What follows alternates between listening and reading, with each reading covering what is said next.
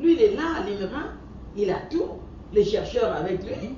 Donc, il peut mettre une bonne équipe de recherche en tant que, tu vois, le français. Donc, Oui, souvent, bien sûr. parce que j'étais à une réunion à Ouaga où on dit, d'après eux, ils ont fait des tas d'études pour dire qu'on ne peut mieux apprendre que dans sa propre langue. Ah, ok.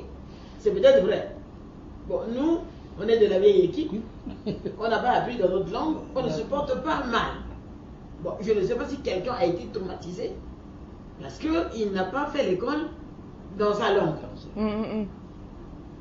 Bon, je sais qu'à l'époque de la colonisation, il y avait un certain traumatisme parce qu'on empêchait, hein, c'est-à-dire qu'on disait que c'était pas bien de parler la langue. Oui, c'est vrai. Il y avait le symbole. Hein. Voilà, ça c'était mauvais. Mais aujourd'hui, on n'empêche pas quelqu'un à la limite de réfléchir en lingala. Non, non, c'est sûr. Et de traduire après. Donc, à partir de ce moment-là, bon, je prends le cas de mes enfants. Je ne parle pas lingala. Lui, là, il parle, je comprends, mais je arrive à répondre. C'est pour ça que je lui réponds en français. Je ne parle pas lingala, je ne parle pas kituba. Je parle vraiment ma langue, c'est-à-dire le Ngaré, qui est là-bas une langue sur la route de Makwa, c'est très loin d'ici. Bon, à partir de ce moment-là, si mon enfant va à l'école où on enseigne le lingala, mais il va encore aller apprendre une langue qui n'est pas parlée à la maison. Bon, je vais créer comment je vais dire, une difficulté supplémentaire, peut-être. Oui, non, c'est sûr. Alors, dans ces conditions-là, il faut qu'on arrête. Parce qu'il y a une grande. Ah non, bon, il faut qu'on fasse l'école dans sa langue. Quelle langue? À partir de ce moment-là, que ce soit la langue parlée à la maison, ça veut dire qu'à Wando, tu fais l'école en Kouyou. En Kouyou. Donc, tu fais les livres en Kouyou. Donc, tu formes les enseignants en Kouyou. Parce que là, par exemple, je suis en train de faire des affectations. Bon, il y a quelqu'un qui peut provenir, par exemple, de la Boéza. Il a fait l'ENI, il a fini. Il va aller enseigner à Wando, je veux quoi de lui?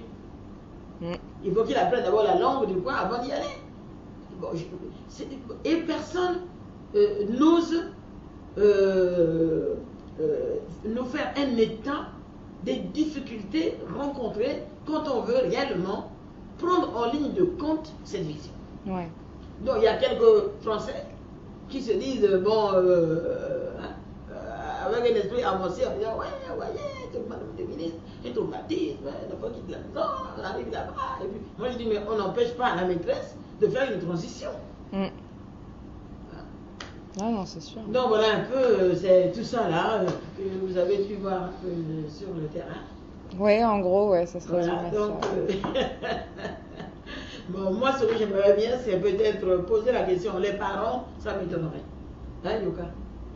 Ça m'étonnerait que parents disent oui, je préfère que mon enfant aille à l'école en lingala.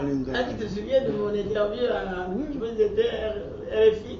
Bon, maintenant, peut-être que les enfants, eux, ils accepteront. Il faudrait peut-être qu'on regarde aussi là. Ça, c'est un travail, moi j'ai déjà dit à Ibio. Faites-moi une enquête de terrain. Hein, pour que le retour puisse nous permettre de prendre des décisions. Mais si c'est seulement parce que vous, dans vos têtes, vous pensez que, et c'est même pas nous qui pensons, hein, c'est la francophonie, c'est l'UNESCO, c'est la DEA, mais c'est pas le Congolais. Mais eux, ils les ont fait, les recherches. Bon, ils ont fait les recherches au niveau, je prends le cas de l'Afrique de l'Ouest. Ouais. Bon, il y a 10 années, hein, on peut dire que oui, il y a 10 ans, il y avait à peine 15% des populations alphabétisées. Ouais. Bon. Quand on leur dit d'envoyer aussi vos enfants à l'école, parce que, moi je vais dire, l'Afrique de l'Ouest, c'est comme un peu quand on prend l'Afrique centrale. On prend l'Afrique centrale, Brazzaville était capitale de l'AF, Afrique équatoriale française. On prend Dakar, Dakar était aussi capitale de, voilà. Donc, à ce niveau-là, il y avait quand même un embryon de formation et ainsi de suite. Parce qu'il fallait des interprètes pour apprendre le français et ainsi de suite. Mais maintenant, quand on prend les autres pays, si on prend par exemple la RCA, je suis sûr que là-bas, le taux d'analphabétisme est beaucoup plus important qu'au Congo. Et du coup, au niveau de l'Afrique de l'Ouest, il n'y avait que Dakar qui émergeait un peu. Et à partir de ce moment-là, et puis les pays de l'Afrique de l'Ouest, ils sont tous, comment on dit, avec leur troupeau là, éleveurs. Éleveurs sont Et sont éleveurs, ils sont un peu nomades. Bon, demander à quelqu'un d'envoyer un enfant à l'école, sans savoir réellement ce que ça doit lui apporter, il préfère prendre son enfant et garder avec lui pour faire l'élevage. Donc, ils ont eu du mal, on a eu du mal à faire en sorte qu'on a fait les enfants aillent à l'école. Ouais. Alors, donc, on a cherché des raisons. Bon, maintenant, quand on dit par exemple qu'on fait l'école en langue, bon, les parents sont moins réticents parce que bon, ils pensent que l'enfant ne va pas aller loin. Mais sinon, concrètement parlant, seulement pour dire qu'il y a un apport. Hein. L'apport, c'est que bon, ils ont trouvé par ce biais-là la possibilité de rapprocher l'école des populations et avoir une certaine acceptation. Mais au niveau que l'on prend le Congo, le Gabon, le Cameroun, même la RDC, hein? Bon, la RCA, je connais un peu moins. Personne, c'est-à-dire que les parents n'ont jamais empêché aux enfants d'aller à l'école. Parce qu'on est un pays de forêt, bon, pour que quelqu'un aille à la chasse, il faut un certain âge. Donc, on n'a jamais vraiment empêché les enfants d'aller à l'école par rapport aux travaux ménagers et ainsi de suite. Aujourd'hui, peut-être, c'est l'inverse qui se fait, parce qu'il y a des petits travaux que les enfants peuvent maintenant faire. Par exemple, les gens réalisaient que quand tu fais des champs, hein, de ceci, de cela, bon, ça te rapporte. Bon, donc, du coup, mais à une certaine époque, il fallait attendre que l'enfant ait 12 ans, 15 ans. Donc, ça ne le gênait pas qu'entre deux, l'enfant aille à l'école. Donc, les visions, même communautaires, ne sont pas les mêmes.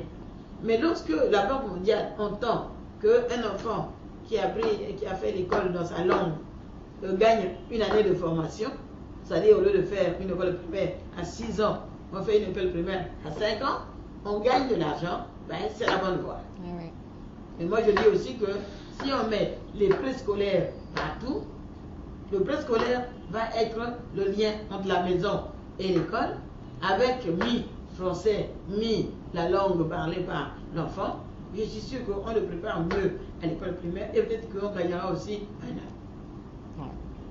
Parce que pour le moment, le préscolaire, c'est pas obligatoire? Non, c'est pas obligatoire. D'accord, ah ouais. C'est pas obligatoire. Ah ouais. Ouais, ça explique sûrement pas mal de choses. Ouais. C'est pas obligatoire et puis ça coûte cher. Ouais. Il faut demander pour aller, pour inscrire un enfant au préscolaire, il faut compter 5 000 francs, c'est l'année, mais